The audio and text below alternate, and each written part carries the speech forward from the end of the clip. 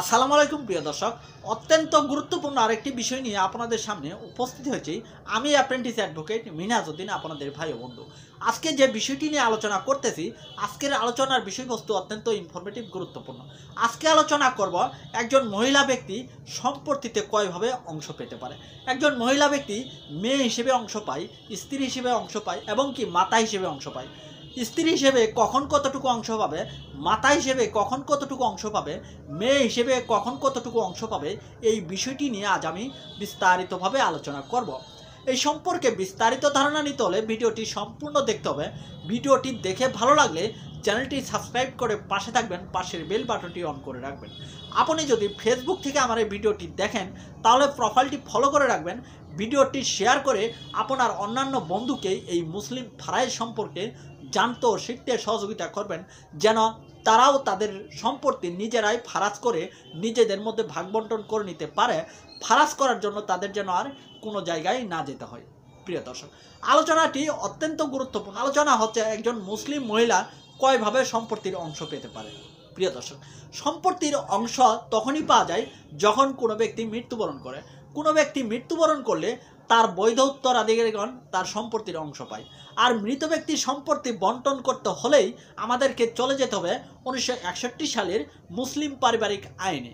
1961 সালের মুসলিম পারিবারিক আইনের বিধান অনুযায়ী মৃত ব্যক্তির সম্পত্তি বন্টনের ক্ষেত্রে মৃত ব্যক্তির উত্তরাধিকারীগণকে 3 শ্রেণীতে ভাগ করা হয়েছে। প্রথমত অংশীদারগণ, দ্বিতীয়ত অবশিষ্ট ভোগীগণ, তৃতীয়ত দূরবর্তী আত্মীয়গণ। অংশীদারগণকে আবার 12 শ্রেণীতে ভাগ করা হয়েছে, অর্থাৎ 12 ধরনের ব্যক্তি মৃত ব্যক্তির অংশীদার হতে পারে। এই 12 ধরনের ব্যক্তির মধ্যে 8 ধরনের ব্যক্তি হচ্ছে নারী এবং 4 ধরনের ব্যক্তি হচ্ছে পুরুষ। এই অংশীদারদের অংশ দেওয়ার পর যদি কোনো সম্পত্তি অবশিষ্ট থাকে, সেক্ষেত্রে উক্ত সম্পত্তি অবশিষ্ট ভোগীগণ পান। অংশীদার এবং অবশিষ্ট ভোগীদের দেওয়ার পর যদি কোনো সম্পত্তি থাকে তাহলে সেই সম্পত্তির দূরবর্তী আত্মীয়গণ পান। প্রিয় দর্শক, এই অংশীদারদের অংশ কখনোই বঞ্চিত করা যায় না। অর্থাৎ যে 12 ধরনের ব্যক্তির কথা বলা আছে, এই 12 ধরনের ব্যক্তির মধ্যে কোনো একজন ব্যক্তি যদি জীবিত থাকে তাহলে তার অংশ অবশ্যই তাকে দিতে হবে। এই অংশীদারদের অংশ, এটি হচ্ছে কোরআনিক অংশ। এই অংশ থেকে তাদেরকে কখনোই বঞ্চিত করা যায় না। অংশীদারদের অংশ দেওয়ার পর অবশিষ্ট ভোগীদের অংশ দেওয়া হয়। আমাদের বাংলাদেশে সাধারণত অংশীদার এবং অবশিষ্ট ভোগীদের মধ্যেই সম্পত্তি বন্টন হয়ে থাকে, দূরবর্তী আত্মীয় পর্যন্ত যেতে হয় না। কেননা কোনো মৃত ব্যক্তির কোনো না কোনো অংশীদার বা অবশিষ্ট ভোগী থাকে, যার কারণে দূরবর্তী আত্মীয় পর্যন্ত যেতে হয় না। আলোচনা হচ্ছে একজন নারী মৃত ব্যক্তির সম্পত্তিতে কয়ভাবে অংশ পেতে পারে। একজন নারী যখন মেয়ে হিসেবে সম্পত্তির অংশ পায় তখন তিনি 3 ভাবে সম্পত্তির অংশ পেতে পারেন। যখন কোনো ব্যক্তি মৃত্যুবরণ করার সময় তার কোনো ছেলে না রেখে তার একটি মাত্র মেয়ে রেখে যায়, তখন উক্ত মেয়ে ওই মৃত ব্যক্তির অংশীদার হিসেবে তার রেখে যাওয়ার সমস্ত সম্পত্তির অর্ধেক অংশ তিনি পায়। অর্থাৎ কোনো ব্যক্তি মৃত্যুবরণ করার সময় যদি অংশীদার হিসেবে একটি মাত্র মেয়ে রেখে মারা যায় এবং ছেলে ব্যতীত অন্যান্য অংশীদার এবং কি আত্মীয়গণ রেখে মারা যায়, সেক্ষেত্রে উক্ত ব্যক্তি যে সম্পত্তি রেখে যাবে তার অর্ধেক সম্পত্তি তার মেয়ে পাবে। কোনো ব্যক্তি যদি মৃত্যুবরণ করার সময় একাধিক মেয়ে ছেলে ব্যতীত অন্যান্য উত্তরাধিকারীগণ রেখে মারা যায়, সেক্ষেত্রে একাধিক মেয়ে উক্ত ব্যক্তির মোট সম্পত্তির 3/2 অংশ পাবে। অর্থাৎ কোনো ব্যক্তি মৃত্যুবরণ করার সময় যদি 90% জমি রেখে মারা যায় এবং কি তিনি যদি উত্তরাধিকার হিসেবে কোনো ছেলে সন্তান না রেখে একাধিক মেয়ে রেখে মারা যায় এবং কি অন্যান্য ওয়ারিশ রেখে মারা যায়, তাহলে এই একাধিক মেয়ে ওই ব্যক্তির 90% মধ্যে 60% জমির অংশীদার হবে। তাহলে আমরা বুঝতে পারলাম যে একজন মেয়ে মৃত ব্যক্তির সম্পত্তির অংশীদার হয় 2 ভাবে এবং কি একভাবে তিনি অবশিষ্ট ভোগী হিসেবে অংশ পায়। যখন কোনো ব্যক্তি মৃত্যুবরণ করার সময় ছেলে মেয়ে উভয় রেখে মারা যায়, তখন মেয়ে ছেলের সাথে অবশিষ্ট ভোগী হিসেবে অংশ পায়। অর্থাৎ কোনো ব্যক্তি মৃত্যুবরণ করার সময় মাতা, পিতা, স্ত্রী, ছেলে মেয়ে রেখে মারা গেল, এক্ষেত্রে উক্ত ব্যক্তি যে সম্পত্তি রেখে যাবে সেই সম্পত্তি থেকে 8-এর 1 অংশ তার স্ত্রীকে দিতে হবে, 6-এর 1 অংশ তার মাতাকে দিতে হবে এবং কি 6-এর 1 অংশ তার পিতাকে দিতে হবে। স্ত্রী, মাতা, পিতা এই 3 জন ব্যক্তি উক্ত ব্যক্তির অংশীদার হিসেবে অংশ পাবে। এই অংশীদারদের দেওয়ার পর অবশিষ্ট যে সম্পত্তিটুকু থাকবে সেই সম্পত্তিটুকু তার ছেলে মেয়ে 2:1 অনুপাতে পাবে। অর্থাৎ ছেলে যতটুকু সম্পত্তি পাবে তার অর্ধেক অংশ মেয়ে পাবে। একজন মহিলা স্ত্রী হিসেবে কয়ভাবে অংশ পায়।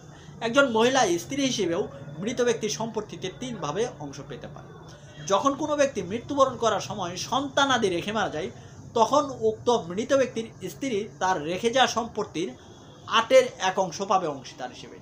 আর যখন মৃত্যুবরণ করার সময় কোনো ব্যক্তি সন্তানাদি না রেখে মারা যায়, তখন উক্ত ব্যক্তির স্ত্রী 4/1 অংশ পাবে তার মোট সম্পত্তির অংশীদার হিসেবে।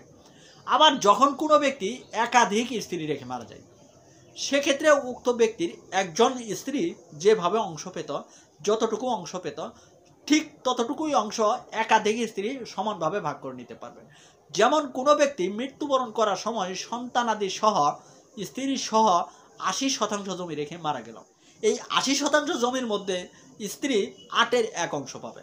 যদি একজন মাত্র স্ত্রী থাকে তাহলে একটি মাত্র স্ত্রী 10% পাবে, এবং কি যদি একাধিক স্ত্রী থাকে, দুজন স্ত্রী থাকে, তাহলে দুজন স্ত্রী এই 10% জমি 5% করে পাবে। যদি 3 জন স্ত্রী থাকে তাহলে এই 3 জন স্ত্রী এই 10% জমি 3% 34 পয়েন্ট করে ভাগে পাবে। প্রিয় দর্শক, একজন মহিলা মা হিসেবে তার ছেলের নিকট থেকে কয়ভাবে সম্পত্তির অংশ পেতে পারে? কোনো ব্যক্তি মৃত্যুবরণ করার সময় যদি তার মাকে রেখে মারা যায়, তাহলে উক্ত মৃত ব্যক্তির মাতা 2 ভাবে তার সম্পত্তির অংশ পেতে পারে। যদি কোনো ব্যক্তি মৃত্যুবরণ করার সময় মাতা, পিতা এবং কি সন্তানাদি রেখে মারা যায়, সেক্ষেত্রে মাতা পাবে 6/1 অংশ, পিতাও পাবে 6/1 অংশ। এবং কি যদি কোনো ব্যক্তি মৃত্যুবরণ করার সময় সন্তানাদি না রেখে মাতা, পিতা এবং কি স্ত্রী রেখে মারা যায়, সেক্ষেত্রে স্ত্রী পাচ্ছে 4/1 অংশ, এবং কি মাতা পাচ্ছে 3/1 অংশ, এবং কি অবশিষ্ট যে সম্পত্তিটুকু থাকতেছে এই সম্পত্তিটুকু অংশীদার হিসেবে তার পিতা পাবে। প্রিয় দর্শক, তাই আমরা দেখলাম যে 1961 সালের মুসলিম পারিবারিক আইনের বিধান অনুযায়ী একজন স্ত্রী লোক বিভিন্ন সময় বিভিন্নভাবে বিভিন্ন তারতম্যে বিভিন্ন সময়, কোনো সময় অংশীদার হয়ে, কোনো সময় অবশিষ্ট ভোগী হয়ে সম্পত্তির অংশ পেয়ে থাকে। টোটালি একজন স্ত্রী লোক মৃত ব্যক্তির সম্পত্তিতে 8 ভাবে সম্পত্তির অংশ পেয়ে থাকে।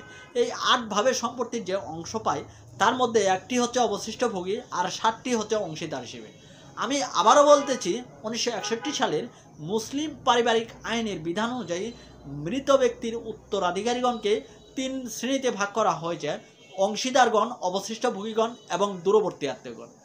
প্রথমে অংশীদারদের অংশ দেওয়া হবে, তাদেরকে কুরআনিক অংশীদার বলা হয়। এই অংশীদারদের অংশ কখনোই বঞ্চিত করা যায় না। অংশীদারদের অংশ দেওয়ার পর যদি কোনো সম্পত্তি থাকে, সেক্ষেত্রে অবশিষ্ট ভোগীগণ পাবে। অংশীদার এবং অবশিষ্ট ভোগীদের দেওয়ার পর কোনো যদি সম্পত্তি থাকে, সেক্ষেত্রে দূরবর্তী আত্মীয়গণ পাবে। প্রিয় দর্শক, আজকের এই পর্বটি এই পর্যন্তই ছিল। পরবর্তীতে দেখা করব নতুন কোনো পর্বে, নতুন কোনো টপিক আলোচনা করার সময়। সেই পর্যন্ত ভালো থাকুন, সুস্থ থাকুন, সুন্দর থাকুন। ধন্যবাদ।